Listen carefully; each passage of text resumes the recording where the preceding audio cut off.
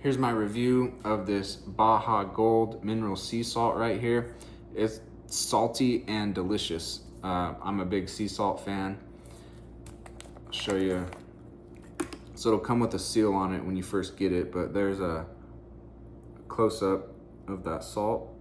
It's quite fine, but it is like it says on the front. Where does it say it? Right here. Unrefined and lightly dried. So it's unrefined, but I'm saying it's fine as far as the powder goes. The actual crystals, they're very, very small.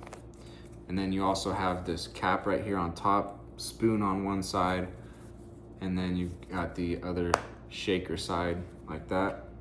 Shake it out, spoon it out, and it really is just a real tasty salt. So I think you'll be really happy with it and find it super delicious and useful.